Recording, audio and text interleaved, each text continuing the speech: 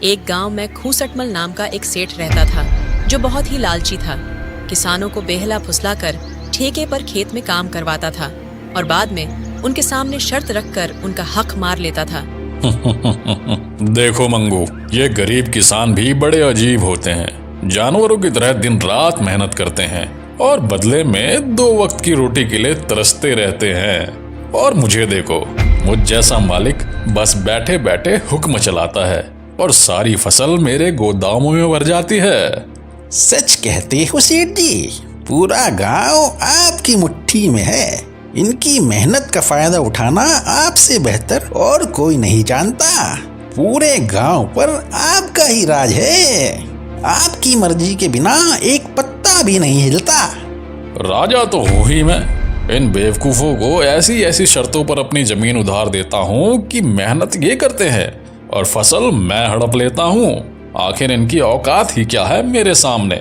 सेठ ये बातें कर ही रहा होता है कि तभी उसके पास बिरजू नाम का एक गरीब किसान आता है जो बहुत दुखी और परेशान होता है। सेठ जी, मैंने सुना है कि आप किसानों को अपनी जमीन ठेके पर देते हो। हाँ भाई, तुमने बिल्कुल ठीक सुना है। मैं अपनी जमीन ठेके पर देता हूँ। ठीक है सेठ जी, मैं भी आपकी जमीन पर खेती करना चाहता हूँ। मुझे भी 1 साल के लिए आपकी जमीन ठेके पर दे दीजिए। मेरा नाम बिरजू है और मैं पास के गांव काशीपुर में रहता हूँ। ठीक है बिरजू, मैं तुम्हें अपनी जमीन ठेके पर तो दे दूंगा, पर उसके लिए मेरी कुछ शर्तें सुन लो। ठीक है सेठ जी, बताइए क्या शर्त है। शर्त ये है कि तुम्हें मेरी जमीन पर काम करना होगा और 1 साल के बाद उस जमीन पर जो भी फसल होगी उस फसल का आधा हिस्सा तुम्हारा होगा और आधा हिस्सा मेरा होगा। ठीक है सेठ जी, मुझे आपकी शर्त मंजूर है। सेठ से जमीन की कागजी कार्रवाई करने के बाद बिरजू वहां से चला जाता है और अगले दिन खेती करने के लिए उस खेत में पहुंच जाता है। चलो, सेठ जी से जमीन तो मिल गई है, अब इसमें खेती करता हूँ। उम्मीद है कि इस साल अच्छी फसल होगी। मुझे बहुत मेहनत करनी होगी, तभी मेरे हिस्से में कुछ बच पाएगा। बिरजू किसान दिन रात कड़ी मेहनत करता है और फसल उगाता है। कुछ महीनों बाद फसल उगकर तैयार हो जाती है। बिरजू अब अपनी उस फसल की कटाई भी शुरू कर देता है। चलो भाई, इस साल तो बहुत अच्छी फसल हुआ है। अगर आधी जमींदार भी ले जाएगा तो भी मेरे हिस्से में कुछ तो आ ही जाएगा। बिरजू की उगाई हुई फसल की खबर सेठ खूसटमल के कानों तक पहुंचती है। अरे सेठ जी, सुनते हो क्या?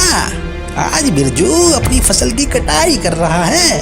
इस साल तो बिरजू की फसल बहुत अच्छी हुई है। क्या सच में? ये तो बहुत अच्छी खबर है कि बिरजू आज फसल की कटाई कर रहा है। चलो चलकर देखते हैं।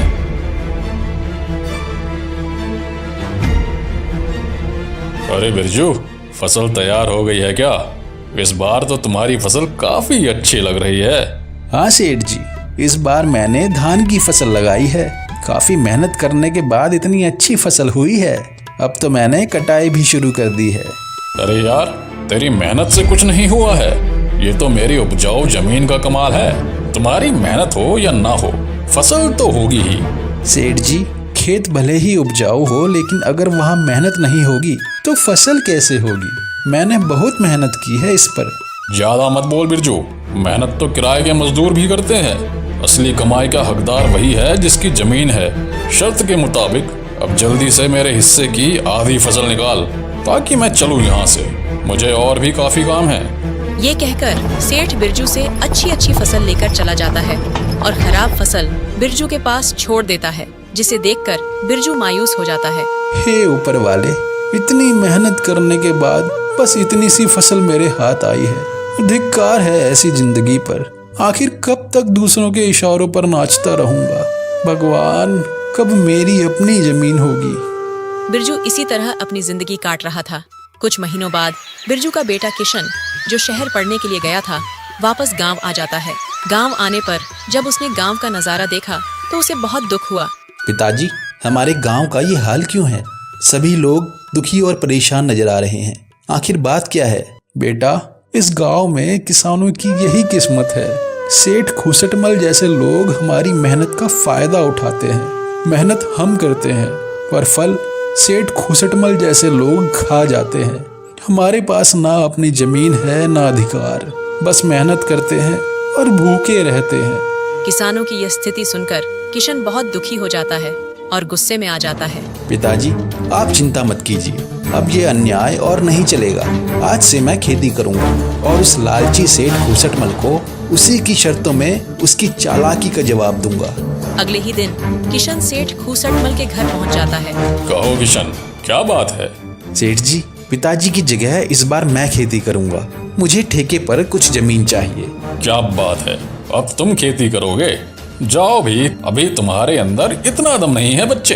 पढ़े लिखे लड़के खेती के नाम पर गधे साबित होते हैं। नहीं सेठ जी, आप ऐसा मत बोलिए। मैं पढ़ा लिखा हूँ, लेकिन हूँ तो किसान का बेटा ही ना। खेती किसानी मेरा धर्म है। चल ठीक है, मान लेता हूँ। वैसे भी आजकल काम का क्या रह गया है, सब पढ़ लिख कर ऐसे ही बेरोजगार ही तो घूम रहे हैं। आपका बहुत बहुत धन्यवाद सेठ जी। अरे धन्यवाद बाद में दे देना, पहले मेरे नियम और शर्तें तो सुन लो। क्या शर्त है सेठ जी, बताइए। सेठ खूसटमल, यह तो बच्चा है। इस बार इसे कुछ ऐसी शर्त बताता हूँ जिससे इसकी सारी फसल मेरी हो जाएगी। वैसे भी इसका पिता बिरजू हर साल धान की फसल लगाता है, तो ये बेवकूफ भी धान ही लगाएगा। अच्छा किशन सुनो, तुम जो भी फसल लगाओगे उसका आधा मैं रखूंगा और आधा तुम रखोगे, लेकिन ऊपर का हिस्सा मैं रखूंगा और नीचे का हिस्सा तुम्हारा होगा। अगर मेरी ये शर्त मंजूर है तो बोलो। ठीक है सेठ जी, मुझे आपकी शर्त मंजूर है, ऐसा ही होगा। अगले दिन से किशन खेतों पर काम करना शुरू कर देता है।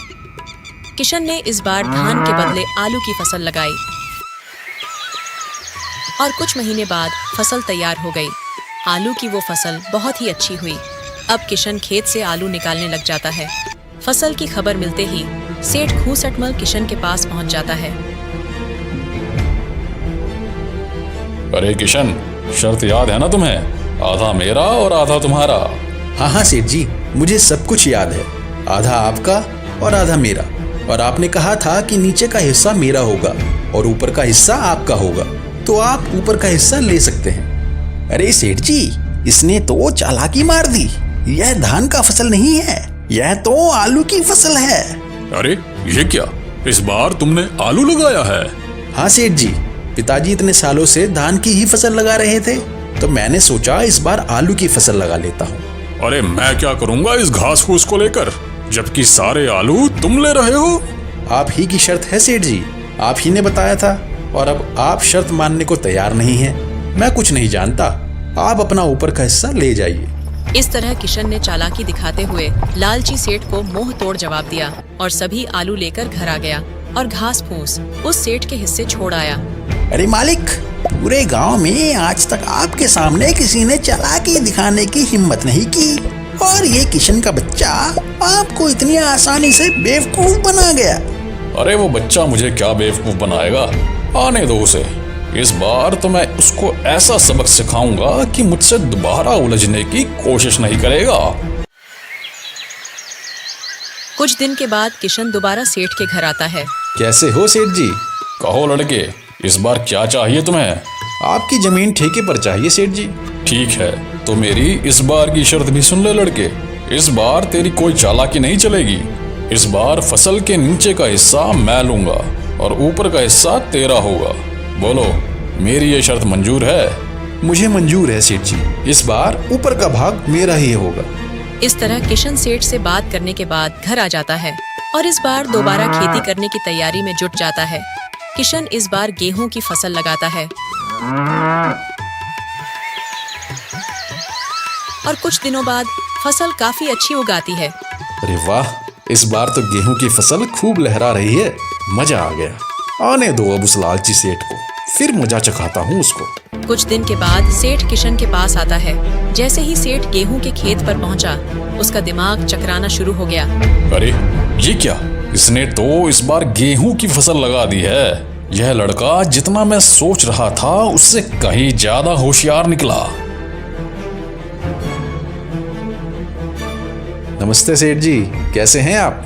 देखिए सेठ जी, इस बार मैंने गेहूं की खेती की है और आपकी शर्त के मुताबिक इस फसल के ऊपर का हिस्सा मेरा होगा और नीचे का हिस्सा आपका होगा। इस तरह किशन ने अपनी होशियारी से सेठ खूसटमल को दोबारा बेवकूफ बना दिया और सेठ एक बार फिर से धोखा खाकर आग बबूला हो गया। अरे मालिक, उस छोटे से बच्चे का दिमाग तो देखिए। आप जैसे इतने बड़े चालबाज को फिर से बेवकूफ बना दिया। तुम सही कह रहे हो मंगू, मैं उसको बच्चा ही समझ रहा था और उस बच्चे ने तो मुझे बेवकूफ ही बना दिया। आने दो इस बार, फिर